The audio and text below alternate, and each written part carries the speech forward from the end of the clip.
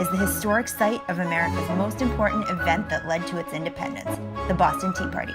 And this is a seaworthy replica, friends. We can sail if we wanted to. The museum features an authentic replica of the Eleanor ship from the Boston Tea Party, where you can throw crates of tea into the Boston Harbor just like they did in 1773. It features full reenactments of the Sons and Daughters of Liberty and a tea room where you can try all 5 teas that were thrown overboard during the Boston Tea Party. In this video, you'll learn how tea helped to set America free. In 1763, Britain was deeply in debt after winning the 7 Years' War, and it looked to the American colonies for a bailout. In an attempt to fix its deteriorating economy, the British Parliament passed the Stamp Act, which required colonists to pay a tax on literally every piece of printed paper that they used. Now keep in mind, the colonists didn't even have any representatives in the British Parliament, and anyone who violated the act would be tried in British courts without a jury. The colonists weren't happy. This colonial newspaper describes the situation. "The times are dreadful, dismal, doleful, dolorous, and dollarless." So the colonists rebelled, and the British repealed the Stamp Act in 1766, but only to pass the Townshend Act the following year, which taxed glass, lead, paints, paper, and tea.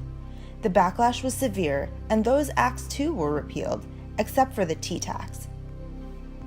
See, in the 1760s and 1770s, tea was new to the Western world, an exotic and luxurious drink.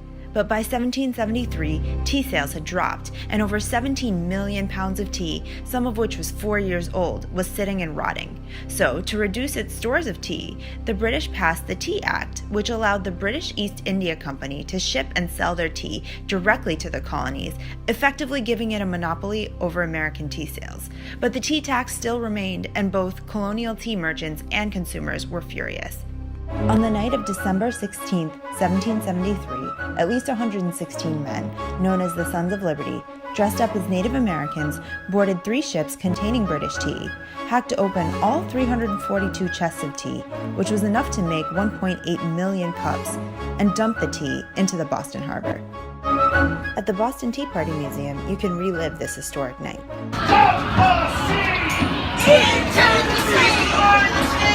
When you arrive, you're given the identity of one of the members of the Boston Tea Party.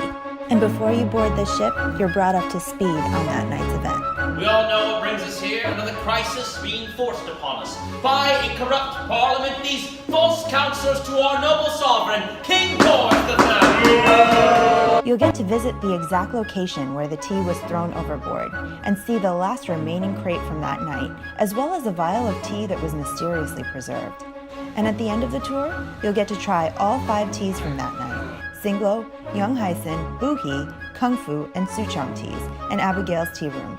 And when you're done, you'll get to shop for beautiful colonial tea accessories, artwork, and memorabilia. When I asked one of the actresses about how the event influenced American tea culture, she told me that colonial women helped to boycott British tea by developing their own herbal teas, which they called Liberty teas.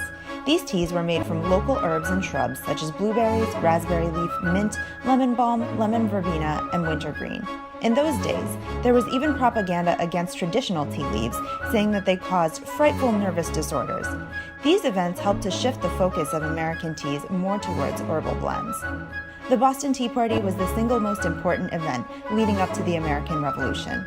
As tea lovers, we can be proud that this event, as well as the boycott of British tea and the development of Liberty teas, all played major roles in winning American freedom.